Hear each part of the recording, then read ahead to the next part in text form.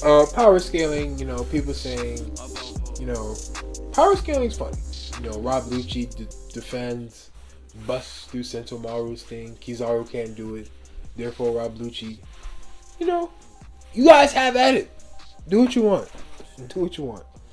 Luffy looking scared. This is interesting because Yonko Admiral. I feel like when Shanks pulled up Green Bull, he was twerking, all that shit. It's just interesting because the three admirals and they're the greatest military might. It's like, wow. But it's a Yonko too. But Luffy's a new Yonko, so people are gonna be like, this shit is just confusing, bro. One Piece chapter 1090, Kizaru. It's interesting why he called it Kizaru because, well, we actually finally do get character from Kizaru. An actual thing from Kizaru.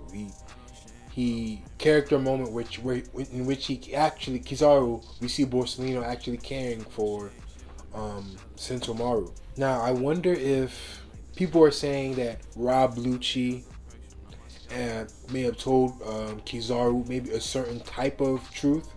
Maybe that Rob Lucci is very much still working for the Gore government. But Rob Lucci is very much still trying to kill everybody and get these fucking straw hats out of here. Let's be serious. It's cool seeing Kuro again.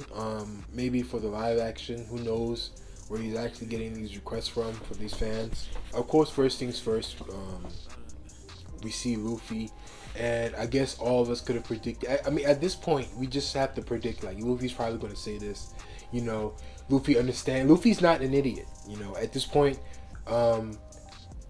he's grown smarter. He's grown very, very smarter. Like he's still Luffy, but he knows the situation now. He's showing a lot more intelligence. I guess like since Whole Cake Island, that's when like boom he snapped. That's when you're like, okay, Luffy's actually not an idiot now, and now he's just doing shit. Wano, but Wano he showed a lot of emotional intelligence too, I suppose. Now this is actually pretty interesting. Luffy making that threat. Because is that really a Luffy thing? Or did Oda just force Luffy to say this? It doesn't matter because Luffy's finally the bad guy again. And Luffy's the bad guy in front of the whole world. And like, because Morgan hears this news. And Vivi's right there too. Even Vivi's like, what the fuck? Oh, what? Vivi's probably been like, nah, Straw Hat's that nigga. Straw Hat's, that's my nigga, Vivi's a down bitch. It is what it is. But, Straw Hat looks a little evil now. It is what it is. What are we supposed to do? I wonder how the end of this will. I wonder how they'll look towards the end of this when when all this is over and like the big revelation. If the whole world will actually get a lore review. And it's so cool because Big News Morgan is even like, what's happening there? What does this mean? Because like Big News Morgan just made it the fucking story, and he's like, wait a minute, is this real? As I just talked about how Luffy's smart, I love how Oda actually dumps him right back down because he's still a child. He's still 19 years old, or I think I'm not sure. He's still, even though he's the strongest person, he's supposed to be the Pirate King. He still needs his friends. It's a really good dynamic. But Garcia lays it out. They need York, the actual they don't need the island destroyed. They need all the stuff on the island with the York's brain, and the Mother Flame. It's interesting how they don't need Robin. I would have figured that Robin would be on the list too, but oh well. That character moment where the girls say, and I even forget too. The girls say celestial dragons. I forget. Like they don't, they're like the ball. They're not like the other celestial dragons. They're actually tough.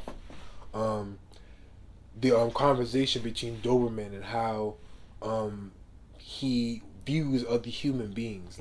I think the girls saying the celestial dragons kind of represent the political status of the United States right now, but not really though. Just I guess you can say that the celestial dragons are maybe the politicians, like the higher up politicians, Trump and the people in the Senate, You know, the people that actually make the rules, and not even that.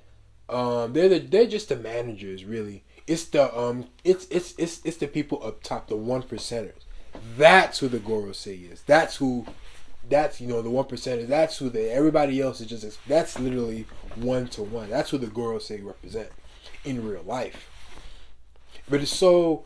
It's even seeing Doberman like, fuck, I gotta take this order, and he's just like, yes, sir. People are saying that these are the seeds that are like change the Navy. The seeds that'll actually like. But I wonder. But it's still, how will it happen? You know, maybe Doberman would speak up later on. Maybe an order would just be so wild.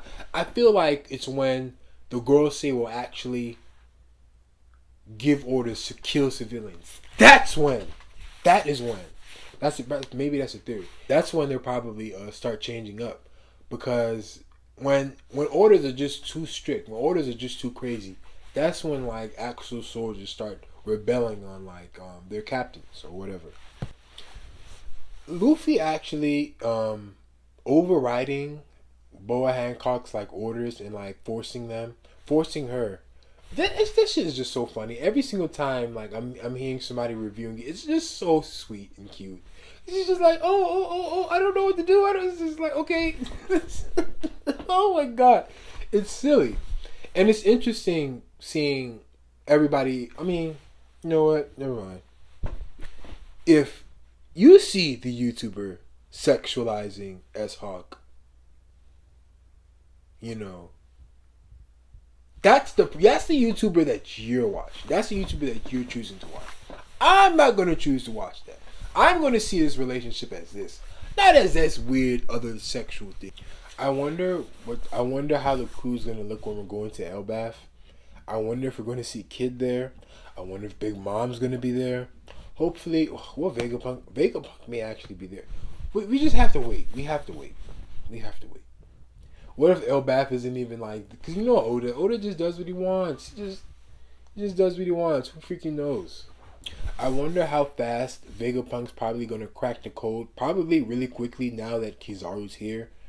Because there's 3 Vegapunks working on it. And, you know, we need the story to wrap up. It's cool seeing Vegapunk and Frankie interact. Vegapunk being so amazed by Frankie's like invention of like stunning, like running on cola. Now it's probably the real Bonnie, because I guess people are saying that, I don't know, we've seen Bonnie eat pizza before. I don't know, and Bonnie wants pizza now, and it's like, what? I don't know. Maybe. But I'm going to say this is the real Bonnie. We don't really know. There's no way the Blackbeard pirates can get inside there. But we don't know when that ship even pulled up. It's just, maybe it's not even the best to think about it. Because it's like, but it's so confusing. Like, I don't think, we have to legitimately like, maybe it's just best to wait and just not to speculate. But everybody's just going to be looking at every single character, reading every single dialogue, like, this is fishy. You can say it about anything. So maybe it's just best not to think about it, quite frankly. I'm going to say not Bonnie, though. The whole interaction with Garcia and Kizaru is interesting. It's like, okay, quite frankly, I can, but a good friend of mine is defending Vegapunk below it. So leap over him. Well, that's not a very sporting thing to do. When a man is making a principled stand like that, I prefer to play this one by the book. That's like, huh? And what does that mean? And you should know that when we attack, blah blah blah blah blah, we'll start thinking, and then it's like, what does that mean? But it's like, I wonder what Kizaru's gonna do. Kizaru is an unclear character. I feel like he's just gonna do his job through and through. But like, what happens when it comes to Sentomaru and actually seeing Vegapunk? Because I feel like there may be history there that we don't know of yet. You know, who knows? Power scaling. You know, people saying, you know, power scaling is funny. You know, Rob Lucci defends, busts through Sentomaru's thing. Kizaru can't do it. Therefore, Rob Lucci, you know, you guys have at it. Do what you want. Luffy looking scared. This is interesting because Yonko, Admiral. I feel like when Shanks pulled up Green Bull, he was twerking, all that shit.